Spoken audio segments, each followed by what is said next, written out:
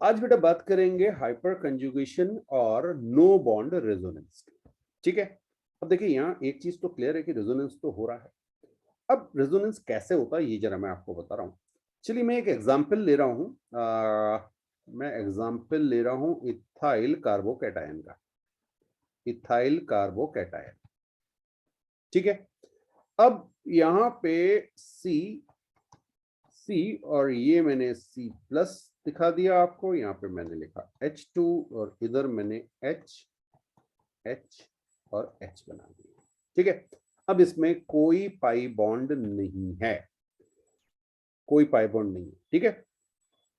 ये जो sigma bond है जरा समझिएगा, सी और एच के बीच एक चीज का ध्यान रखिएगा।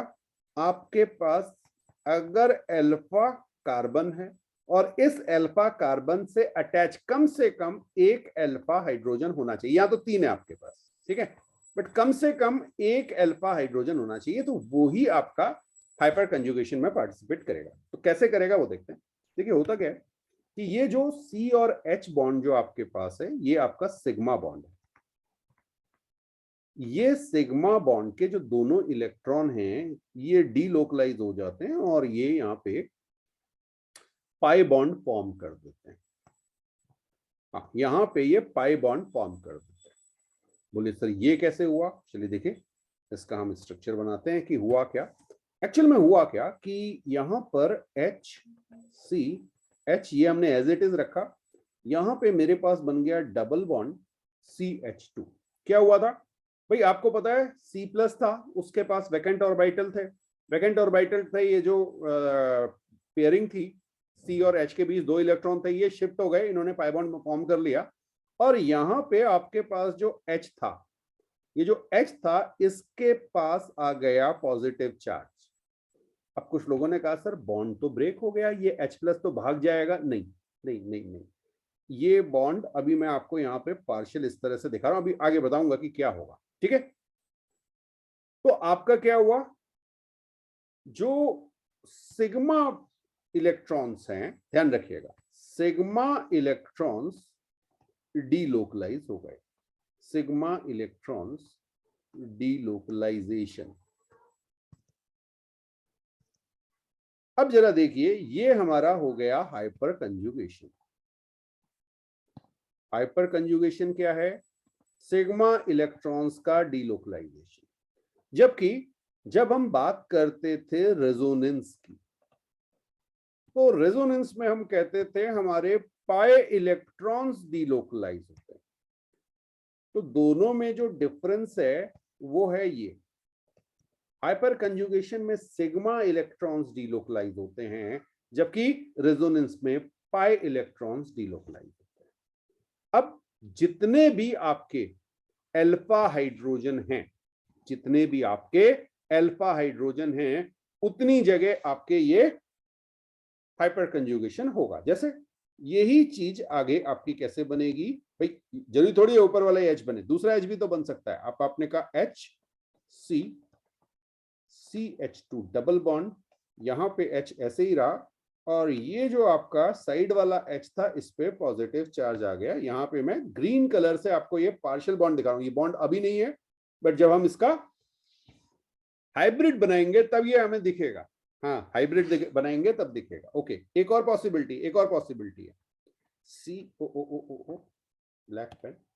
हाँ, C double bond C H2, यहाँ पे H एज इट इज रहा, यहाँ पे H एज इट इज रहा, ये वाला H प्लस हो गया। ठीक है। और ये आपका, कुछ बात समझ आई? प्लीज ध्यान रखिएगा, H प्लस अलग नहीं होगा, ये पार्शियल सिग्मा बॉन्ड है जो मैंने आपको ग्रीन कलर से दिखाया हुआ है। ठीक। हाँ, रियलिटी में देखिए ऊपर ही मैंने लिखाया है आपको नो बॉन्ड रेजोनेंस, यानी जब रेजोनेंस हो रहा है उस समय इन स्ट्रक्चर्स में कोई बॉन्ड नहीं है, इसी को आप कहते हैं हाइपर कंजुगेशन। और ये स्ट्रक्चर आपके कहलाते हैं हाइपर कंजुगेटिव स्ट्रक्चर। क्या कहलाते हैं? नोट कीजिएगा, hyper conjugative structure, hyper conjugative structure. अब इसमें भी एक कंफ्यूजन कई बार स्टूडेंट्स को होता है। अच्छा, अगर मैं आपसे पूछूं कि कितने हाइपर कंजुगेटिव स्ट्रक्चर हैं, कितने हाइपर कंजुगेटिव स्ट्रक्चर हैं? 3 है कि 4 हैं? क्वेश्चन यही फंसता है। देखिए जो फर्स्ट वाला है ना, फर्स्ट वाला है, हाँ, जो मैंने आपको ओरिजिनल स्ट्रक्चर दिया था उसमें नो बॉन्ड वाली सिचुएशन नहीं है। हाइपर कंजुगेटिव स्ट्रक्चर का मतलब है no bond, no bond structure. जिन स्ट्रक्चर में बॉन्ड नहीं है वो ही आपके हाइपर कंजुगेटिव होंगे। तो इस पर्टिकुलर केस में हमारे पास 3 स्ट्रक्चर हाइपर कंजुगेटिव स्ट्रक्चर है, 4 नहीं है, ध्यान रखिएगा। ये कॉमन मिस्टेक है जो होती है, ठीक।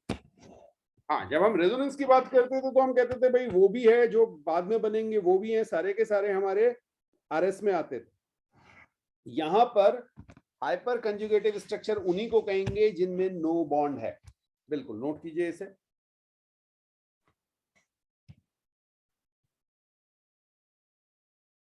अगर हम इसका हाइब्रिड बनाएं तो हाइब्रिड कैसे बनेगा देखिएगा। सी यहाँ पे एक बॉन्ड लिख दूं, यहाँ पे एच एच और एच, ठीक है।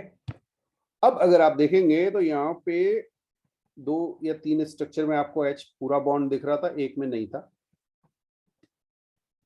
हाँ जी, कुछ इस तरह का दिख रहा है आपको। अच्छा, एक चीज और, चार्ज यहाँ पे डेल्टा प्लस, यहाँ पे डेल्टा प्लस, यहाँ पे डेल्टा प्लस और यहाँ पे डेल्टा प्लस। कुछ बात समझ में आई? अब अगर आप देखेंगे तो बेटा जितने अल्फा हाइड्रोजन थे उतनी जगह आपका नो बॉन्ड बना और आपका चार्ज उतनी ज्यादा जगह डिस्ट्रीब्यूट हो गया। देखिए देखिए देखिए, आपका जो ये पॉजिटिव चार्ज था जो कार्बन पे था, अब वो 4 जगह डिस्ट्रीब्यूट हो चुका है। तो जितनी ज्यादा जगह आपका चार्ज डिस्ट्रीब्यूट होगा उतनी ज्यादा आपकी स्टेबिलिटी आ जाएगी, ठीक है। बिल्कुल, आप लिखना चाहें इसको नोट कीजिए। तो इसका मतलब क्या है, जितने अल्फा हाइड्रोजन ज्यादा होंगे, अल्फा कार्बन से मतलब नहीं है, अल्फा हाइड्रोजन जितने ज्यादा होंगे उतने ज्यादा आपके स्ट्रक्चर बनेंगे, उतना ज्यादा आपका चार्ज डिस्ट्रीब्यूट होगा और उतनी ज्यादा आपकी स्टेबिलिटी होगी। फाइन। अब जल्दी से लिख लीजिएगा कंडीशन फॉर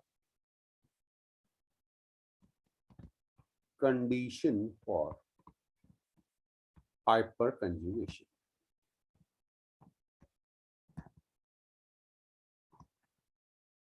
कंडीशन क्या है, ठीक है।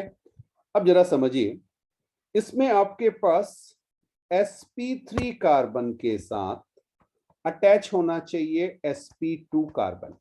बहुत ध्यान से, sp3 कार्बन के साथ अटैच होना चाहिए sp2। तो एक कार्बन क्या चाहिए आपको, sp3 होना चाहिए, दूसरा आपके पास sp2 होना चाहिए। फाइन। अच्छा, और साथ में एटलीस्ट 1 अल्फा हाइड्रोजन होना चाहिए। sp3 कार्बन sp2 कार्बन एक साथ अटैच होने चाहिए, ठीक है। अच्छा, एक और चीज लिख लीजिएगा, sp3 carbon should be alpha carbon, ठीक है। हाँ, sp2 वाला तो नहीं होगा ना, sp2 वाला नहीं, sp3 वाला जो है वो अल्फा कार्बन होना चाहिए और एटलीस्ट 1 अल्फा हाइड्रोजन होना चाहिए। अगर ये कंडीशन आपकी फुलफिल होती हैं। अच्छा, एक एक चीज और मैं बता दूं, बहुत ज्यादा नहीं आता लेकिन कभी आ सकता है। जब आप कहते हैं अल्फा हाइड्रोजन तो यहां पर हाइड्रोजन के आइसोटोप भी हो सकते हैं। तो अल्फा हाइड्रोजन और अल्फा डी और अल्फा टी ऐसे भी लिखा हुआ मिल सकता है। बहुत ज्यादा नहीं है यूज में, लेकिन कई बार इससे चीजें आसान हो जाती हैं समझना, ठीक है।